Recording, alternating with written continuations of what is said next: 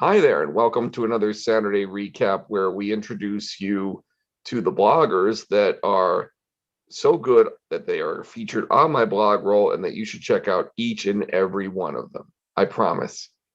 With me today is Liette Hebert, who has been blogging on a website called Oui-Liette for a few years now. She features sassy fashion, I believe that's the proper term for it, also lifestyle, culture, fashion, and some of the quirky things between Americans and Canadians, all the way from the beautiful province of New Brunswick, Canada. Liette Hebert, it is a pleasure to have you here on this interview. Thank you so much for joining me. How are you today? Thank you, Chuck. Hi, guys. I am good. I am in sunny New Brunswick, which is northeast of the state of Maine. So we sort of have the same weather patterns as Maine and New York and kind of Boston. I think I'm like 8 hours drive from Boston. So I'm actually closer to Boston than I am any big Canadian city. So Well, technically, Boston would be considered a big Canadian city if you're a Bruins fan. there you go. So tell me, how how did you first start your blog, and what were your original influences? So I started my blog in 2018, and I'm born and bred in Moncton, New Brunswick, Canada. I work for an international gaming company. So we have a big office here in Moncton, and our head office is in Las Vegas. So in 2016, I got transferred to Las Vegas. So I was there for 4 years. And I was just a little maybe homesick, and I had some extra time on my hands because there was a lot less family and friends when I first moved to Vegas, even though everybody in Vegas is super friendly. So I just started blogging, and my first blog was how to take a selfie. So it's very hard hitting. And my second blog was New Brunswick, Canada, you're going to hate it. And it listed all the fabulous reasons why people would hate it, which were all amazing reasons to visit. And I got like 40,000 views in the first week. And I didn't even know how to check my analytics at the time. One of my colleagues was helping me, and I'm like, what's this button? And it was like, oh, I have like 2,000 views. And then I would check later, and it was just going up by the thousands. So I mostly blog about, so I travel a lot for my job. I haven't been traveling that much since COVID. So I've been back in Canada for about a year. So I transferred back. So I travel all over the US and internationally. So I do a lot of travel things. But I really noticed how Canadian I was when I moved to the US. So I do a lot of Canadian things and about Maritimers, which I think are probably the nicest, friendliest people in the world. And my thing is just to be sassy, but to be positive. So I kind of write things in a way that's, a little sassy, but and sarcastic, but there's also always like a positive twist on things. And life is short. Just get out there and live it and try to make memories with the people you love. And that's pretty much my motto. I've noticed that many of your posts have been themed around holidays as well as special events. Has that been a specific method for you to always keep a fresh blog post available, time it for the holidays, time it for special events?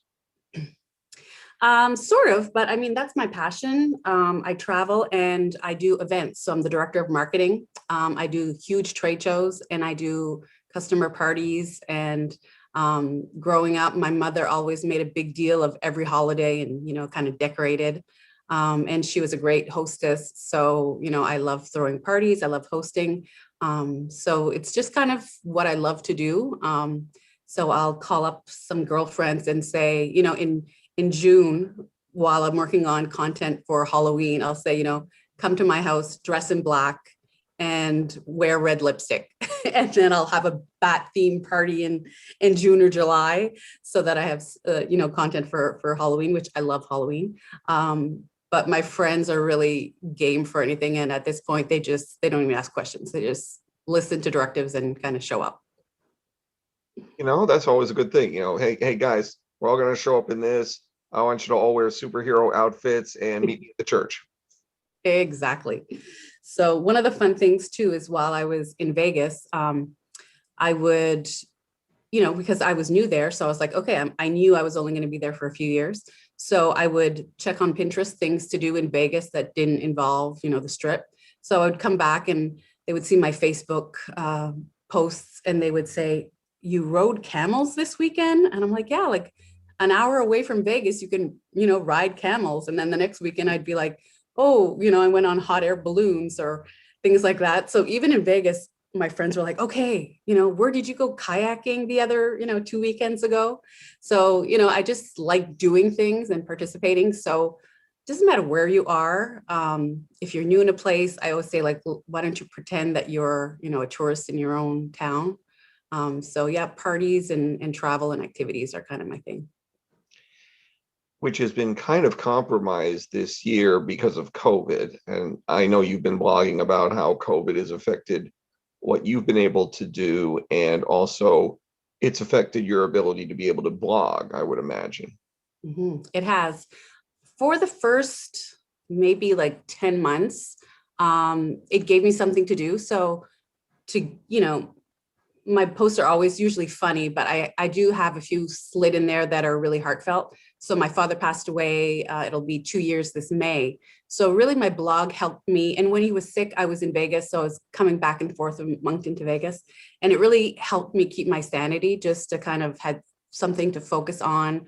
And then during the first like 9 months of COVID, it was the same thing. It kept my mind busy. So I think of like ridiculous things.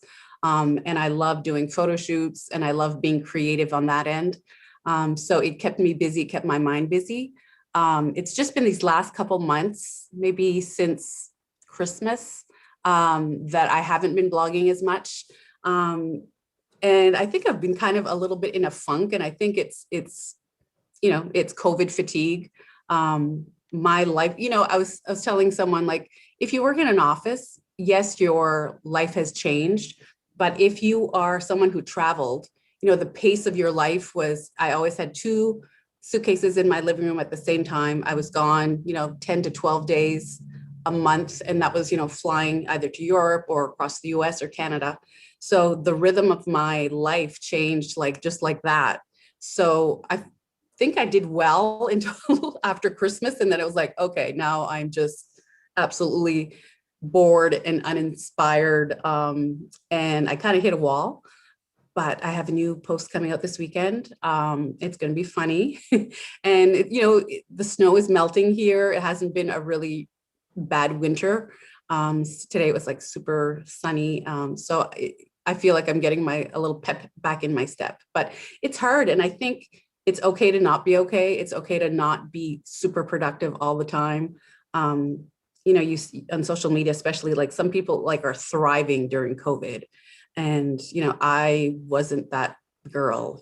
I didn't lose 35 pounds. I've put on, the COVID-19 and then maybe a couple extra. But I mean, whatever you need to do to get through, these difficult times, I think it's okay to give yourself a break and say, you know what, it is what it is. And I'm just doing the best I can. Of course. Now, one of the things that I do enjoy about your blog is the fact that you do explain things about being Canadian to us ignorant Americans who probably think that let me see if I get the proper stereotypes of what an American thinks of a Canadian. Okay. And you grade me on this. We all think that you all say a boot and a, and you're all either related to some NHL star or you're an NHL star that used to be, and you live on a diet of Timbits, Molson, and maple syrup. You all wear flannel shirts. The men all have those like buzz cut tuxedo, yeah, the denim tuxedos, and you all listen to Nickelback, except in Quebec, where you all listen to Nickelback. Yeah. Um, so my experience with Americans, so I travel a lot in the US and I love Americans. I, you know, you're, and you've got to understand going into the US that The US is not as big as Canada. So Canada is actually bigger, but there's the same amount of people in the New York City than all across Canada. So, you guys have a lot going on. So you're really focused on learning about what's going on in the US. So that you guys could work on is, being a little bit more familiar with international things. But all in all, I love Americans, and most, even if they don't know things, I've never really had anyone say anything, derogatory or one of those stereotypes. They do sometimes say that I say a lot and about, which I don't think I do. But besides that, it's pretty good. And I tell my American friends, like, we look the same, but we're kind of raised differently. So I think we're like cousins. So Canadian and US cousins, and we're like the little cousins that you guys kind of make fun of a little bit, but that's okay because we can take the joke. Hey, it's all good. I mean, Yeah. at one point I tried to use the internet to stream a French Canadian radio station in Quebec. I figured I'd do some French immersion therapy. Mm-hmm. The problem was the station I listened to, apparently now I'm hooked on singers like Marie May, who Marie-May, yep. probably not my age group, but good stuff. Yeah. No, and it's funny because I work with a few people from like Buffalo and Detroit and things like that, which is funny because they get all the Canadian references because they're so close. I'm like, you guys are basically Canadian. We watch the same shows because, yeah, we watch a lot of US TV and stuff like that, but there are things that are really strictly Canadian. So it's fun when you meet somebody like right on the border that kind of gets our TV station, so gets our news and kind of is. Yeah, I know people in Vermont that their cable system can actually get CBC and CTV, and they'll tell me that they can actually watch the same show twice in one day, or they'll tell me about this show called Little Mosque on the Prairie or Kim's Convenience or some other program that, like, okay, now I gotta wait for it to show up on Netflix in America for me to enjoy it. Yeah. So yeah, that was my experience with Schitt's Creek. So I watched Schitt's Creek when it was on CBC, and I've watched a few seasons. And then when I was living in Vegas, it became everyone in the office was like obsessed with Schitt's Creek, and they did a tour, and they were in one of I think they're at Planet Hollywood, the cast.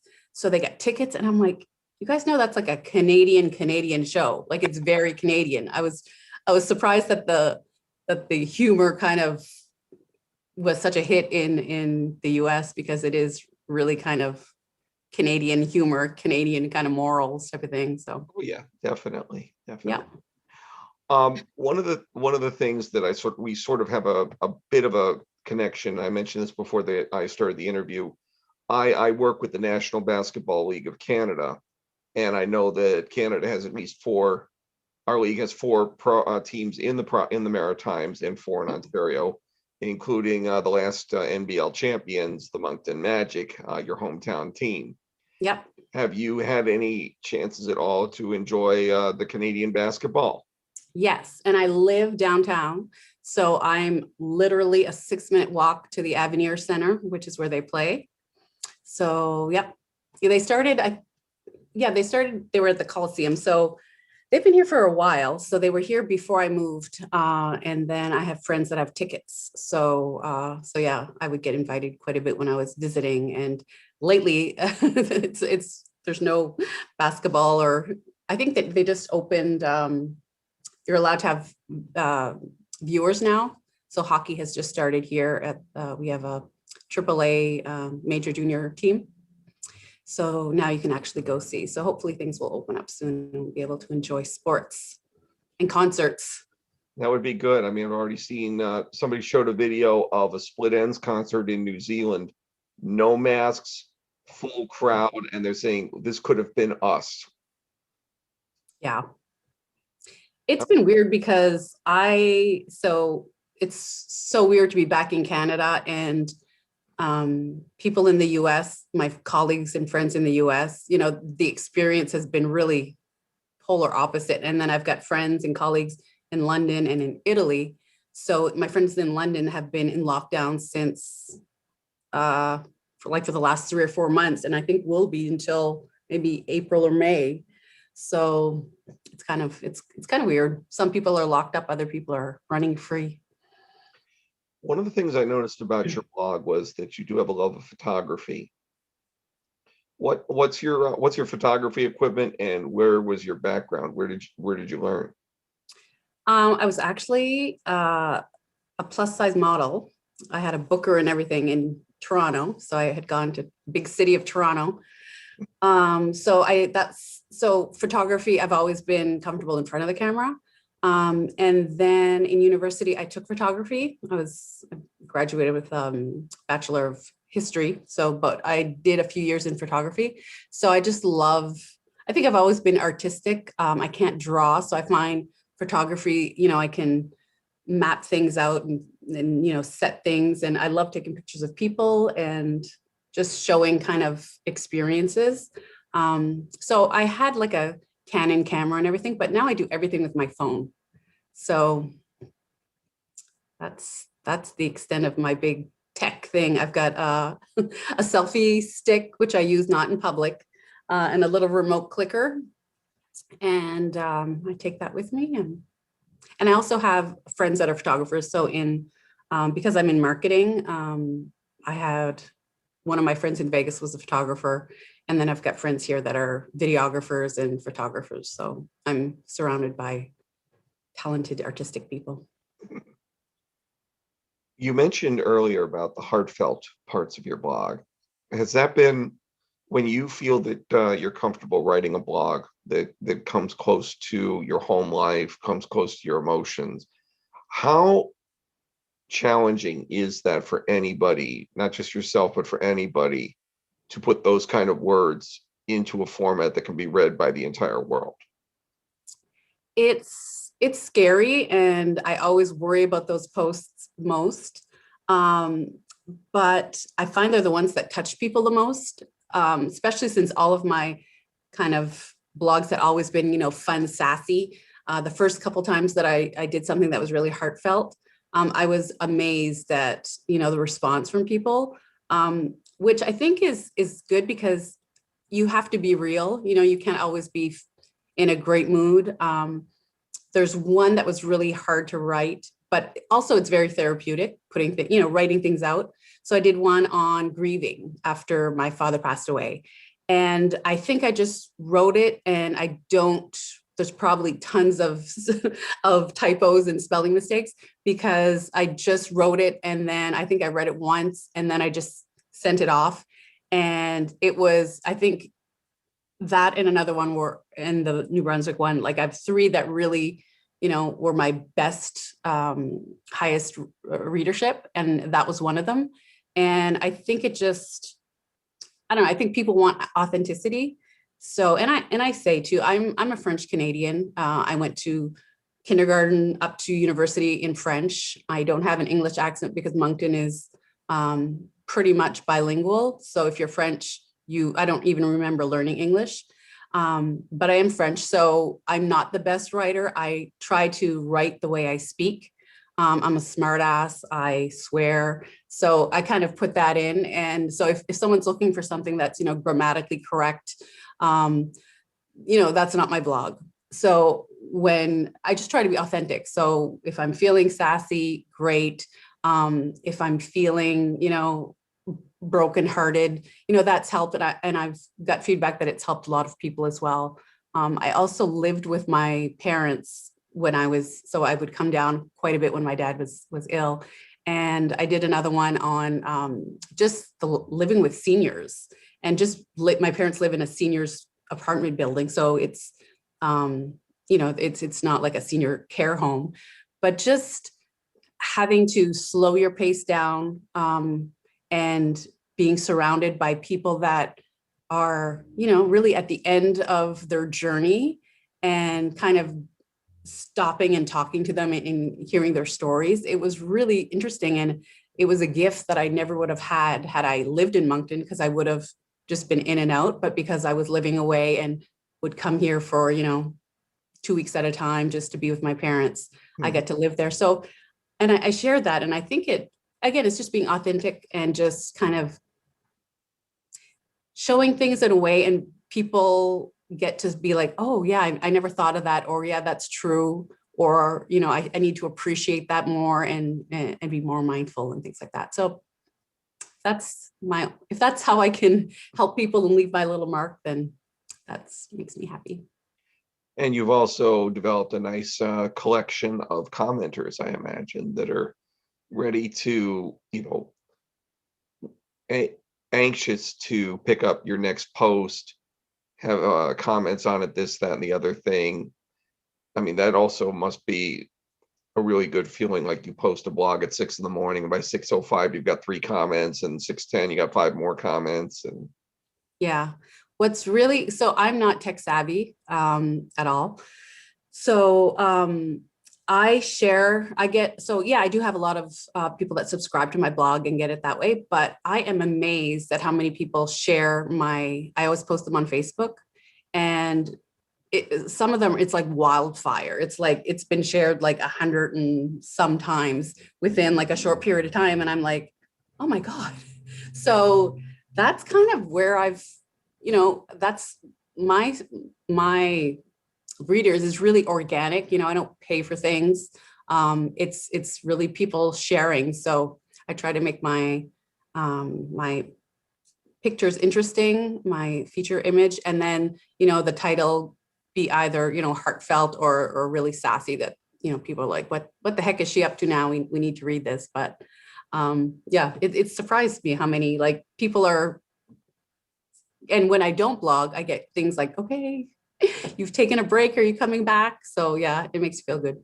right, or like when I'm doing the Saturday recap, I'm checking each blog and like, I know I've seen that one last week.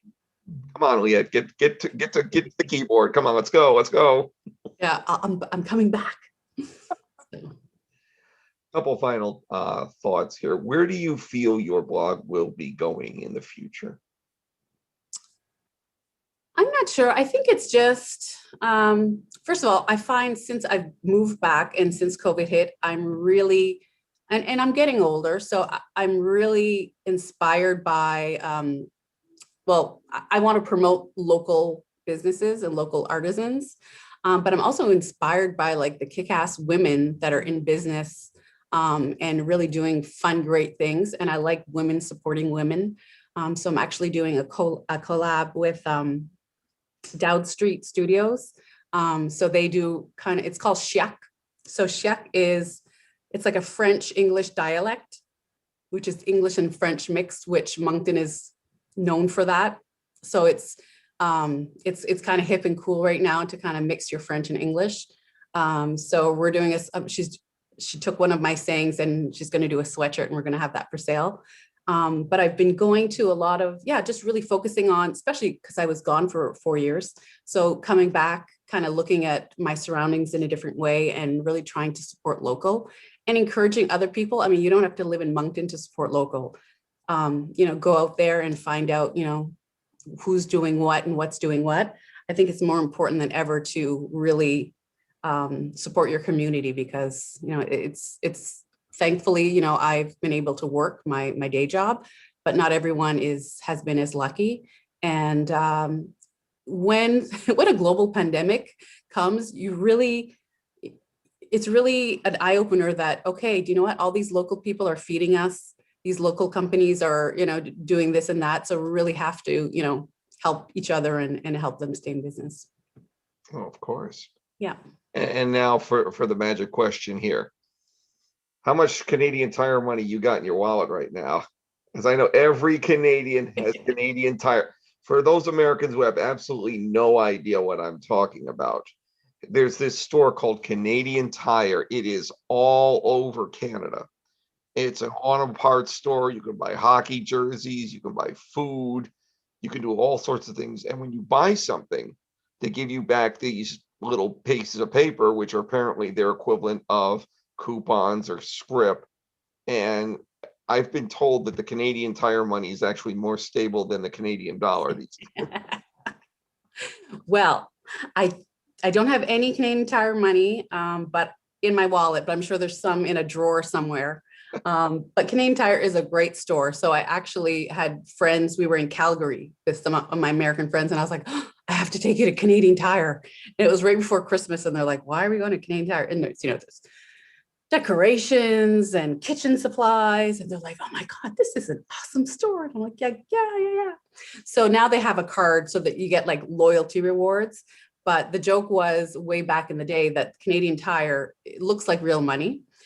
So you could almost like trick the Americans and pass off Canadian Tire money as Canadian money. So Yeah, and until you try to go home and you try to change it at the exchange, and yeah, I think I've still got about $3 in a can somewhere that if I ever get back up across the border, I'll have enough to buy myself a Coke. our Tim's double Tim Hortons. Tim's. 'Cause I Yeah. know that some stores actually let you use Canadian Tire money there, which is kind of surprising. Yeah. One thing that I do want your readers to, if I can teach them one thing, Sure. this is one thing that blows a lot of Americans' minds when I tell them where I live and stuff. So you probably know this, but a lot of people don't. So the time zones for North America don't end at Eastern time. I'm in Atlantic time, which is an hour ahead of Eastern. And then there's actually another time zone called Newfoundland time, which is 30 minutes. So there's actually 2 additional time zones that I'm sure a lot of people didn't realize. I would imagine somebody says they're going to call you at 6 o'clock and you're waiting for an hour for them to get around to calling you. Yeah.